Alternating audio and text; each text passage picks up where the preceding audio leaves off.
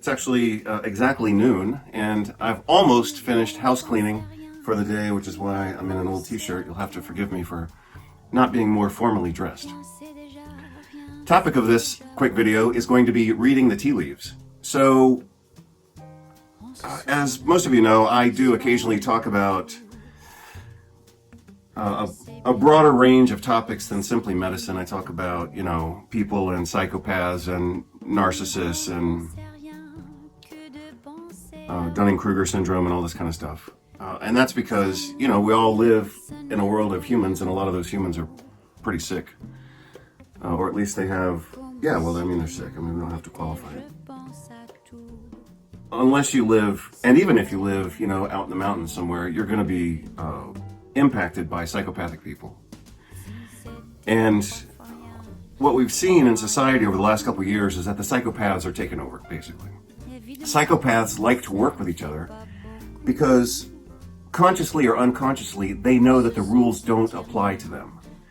And so, for example, just look at the United States or look at the World Health Organization. Corruption in the United States right now is, I presume it's at an all-time high. But if you look at an organization like the World Health Organization, which used to be, reasonably respectable, it's completely collapsed. And you can look at look at the Lancet. The Lancet used to be a good medical journal, and now it's a total tabloid.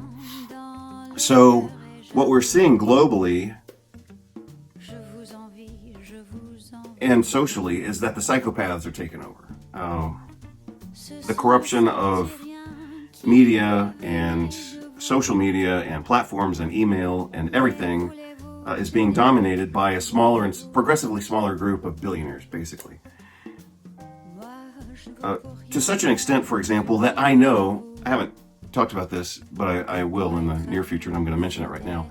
I know that my own emails are being filtered because I don't receive my own newsletter, and I've put my own email address into my own newsletter twice. So, when I send out my daily or every other day newsletter, I occasionally have to change my own email address to ensure that I receive my own newsletter, because I presume that it competently leaves the platform and then it gets filtered en route in the internet of censorship.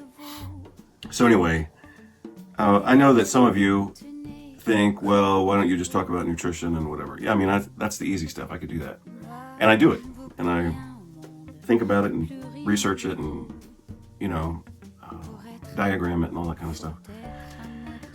But, when you think about the simplicity of nutritional biochemistry or even medical pharmacology or whatever, those are mostly linear reactions that are obviously important because each individual reaction can have life or death consequences. But those linear reactions also occur within networks, and then, expanding throughout, all of metabolism. So yeah, that's complicated stuff, but that's a lot easier than, trying to navigate a world that's being overtaken by psychopaths and billionaires. Apparently, I guess that's the other thing, 15 or 20 years ago, we had a few billionaires on the planet. But now we have a lot of billionaires on the planet because, they've learned how to siphon money out of the population. So the general population, looking at the United States, for example, the general population is poorer and poorer all the time with respect to, total gross domestic product. And so, even though the overall so-called production or profitability of the United States is increasing, it's not being distributed to most of the population, and it's just going to the people at the top. That's why you have this emerging class of billionaires, and you're damn right. They get the money and they become intoxicated by their power, and that's why you see this simultaneous kind of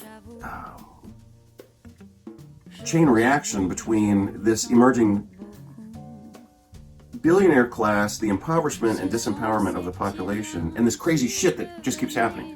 these planned pandemics and these strategic wars on one side of the planet so they can justify doing crap on another side of the planet. And that's the other thing that I'm coming around to. So, I guess I've never said it this way because I just thought about it right now. But in a sense, I think in terms of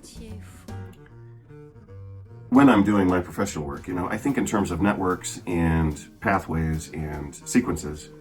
And I can do that really well when I'm talking about nutrition or biochemistry or mitochondria or, disease conditions and all that. Those are usually network phenomenon, except for, isolated cases of, specific nucleotide polymorphism that results in a disease. But when I apply that same sequential and network pattern recognition to the world, things aren't looking too good. And obviously I'm not the only one who does that. And I actually try to avoid all this political stuff. But I did see a political video a few minutes ago that caused me to interrupt the flow of my day so I could do this video. And it meshes well with, the concept of like reading the tea leaves. It's like, so for example, I did some videos recently talking about like personality types and, how you can learn to read people and understand like what do they want. I mean, it doesn't have to be like a sinister reading of them. You don't have to be like trying to control or manipulate them, but you can just try to understand people. And you can say, wow, this guy, has these 4 patterns that I see, and I'll help him get what he wants, and I'll speak to that person in a certain way that really works better for both of us, instead of talking to that person in other terms that may be appropriate for someone else. So it doesn't have to be about manipulating people in any way that's negative. It could be about understanding them so that, you can say, hey, I see what you need here, and I'll try to help you get that. But you can also use that type of reading to protect yourself, and that's my main interest. After I've been screwed over by lots of people who said they were my friend and were colleagues, and hey, you're the greatest, and you're the this, and you're the that, we want to do this. It's like, oh yeah, basically they just ripped me off. So over time I've had to learn. It's like what I've had to learn through experience, but most of that's just like emotional disappointment. That doesn't really teach anything. So the learning part comes from spending time with those experiences and saying, what the hell happened? And what could I have seen in a little comment here or a little nuance here? What could I have seen that could have protected me from this bad outcome? That's one of the ways that I have used, that genre of conversation. So, and it's working very well for me. I'm trying to clean off the dust off things. It's working well for me because,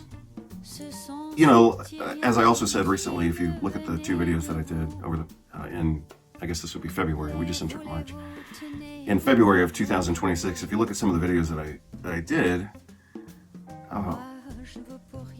one of the things I talked about is how we all accumulate wounds and chaos from our society and from our experiences and all this. And in order to not overburden ourselves with the chaos of our experience, we have to make sense of it, and I suppose in a way, maybe you can see the consequences of not doing that in some people, that they just accumulate chaos and frustration, and then their experience of life is that. And not, maybe that's what happened to my mom, for example, I don't know. But I know that my mom, throughout her life, accumulated a lot of bad experiences. Not a lot, actually. In the scheme of the world, she was actually quite privileged. She was American, she was white, she was born in the U.S., that gave her an American passport, she could travel wherever she wanted, she was educated, she could speak 2 languages. She had some health problems throughout her life, but she also survived those health problems up until the very end, of course. So in a sense, like, I would look at my mom's life and say, wow, you had a great life. She got to live and die in Spain, which was, one of her dreams. But my mom always saw herself as the victim. And I think, and she would talk about her even when she was like into her 70s. Into her 70s, my mom would still talk about stuff that happened to her when she was like 5 years old.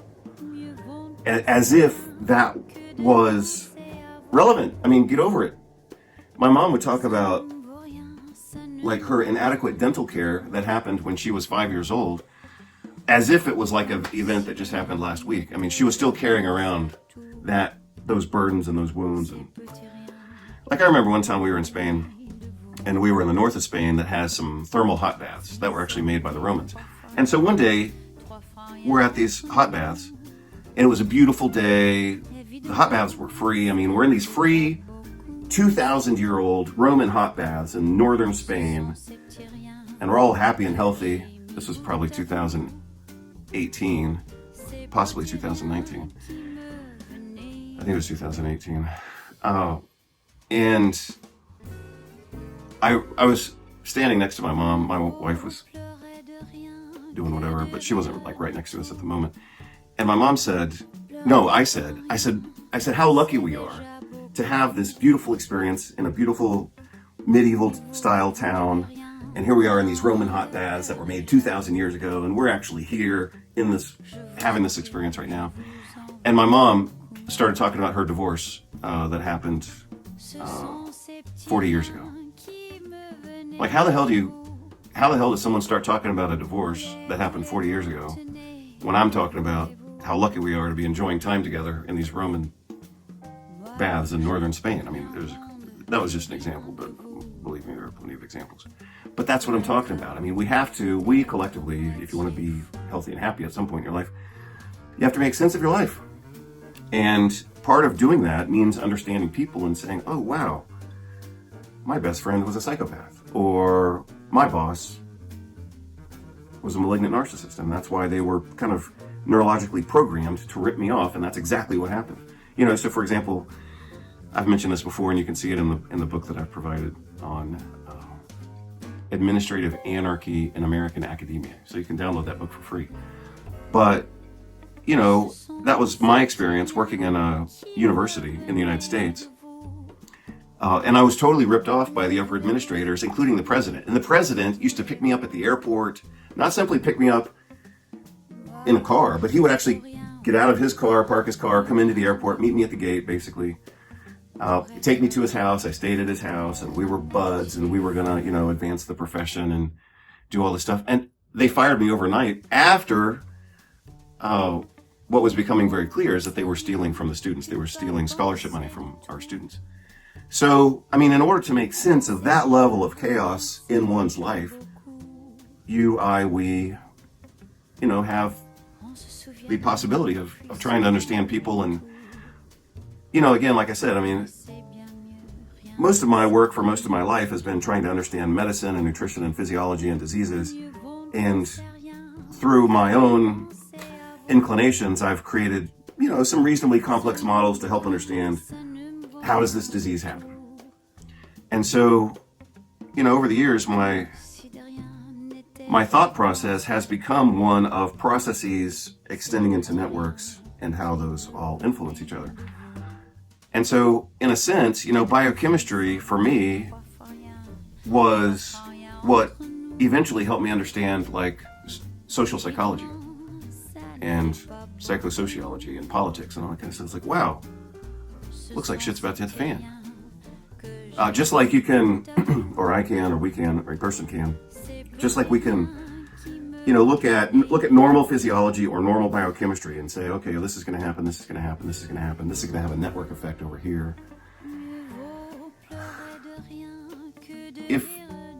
If your brain can understand those types of models, then you can also predict when stuff's going to go wrong. It's like, oh wow, this pathway needs to happen here for this network effect to happen over here. Like vitamin B12, for example. You got to have enough B12 in the diet and the body and absorb it and all this kind of stuff in order to have, you know, normal phospholipids way over here so that your skin doesn't break out and your brain doesn't degenerate.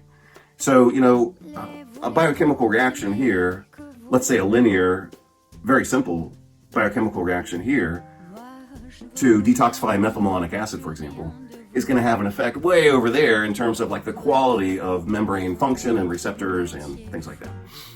So reactions influence networks, and networks influence physiology, and that's, you know, why we see or don't see diseases. But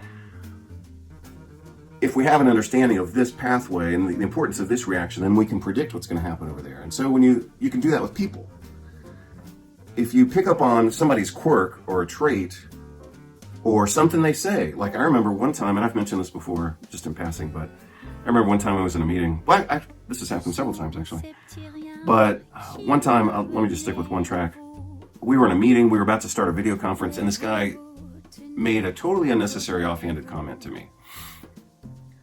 And I knew that he was a psychopath based on that comment, and I knew I was getting the hell out of that business. Another time, we had lunch with a guy, coffee. We had coffee with a guy in Europe. My wife is also very receptive and aware of reading people, so she does a really good job. And so we were having coffee with this guy. We never met him before, but he was taking on a very important role in our lives at that time through obligations and contracts that were outside of my control. And he said a few things, not just one thing, but he said a few things in just having coffee. The way he treated the waitress, the way he commented to my wife when I went to the bathroom. He said certain things about me. He said X, Y, and Z about me that revealed a lot about his psychological trajectory and kind of what his game was. So he was playing himself. He was playing and demonstrating his cards to us, and he didn't even know it. The way he treated the waitress was just astonishing.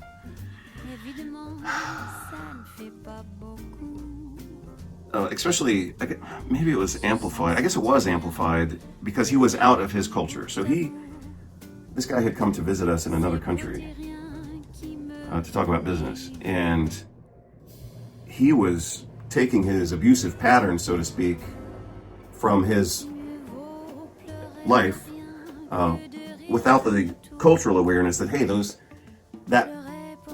that misbehavior that you get away with in your own country, you can't do that here. And you shouldn't even do it in your own country, but you sure as hell can't do it here. So, he was playing a lot of cards in terms of his demonstrating his trajectory, demonstrating his analysis of things, or not even analysis, his temperament, and his lack of cultural awareness. Certain things can be done in certain countries, and it's a big red flag in another country. And so, like I said, this guy was playing a lot of his cards, just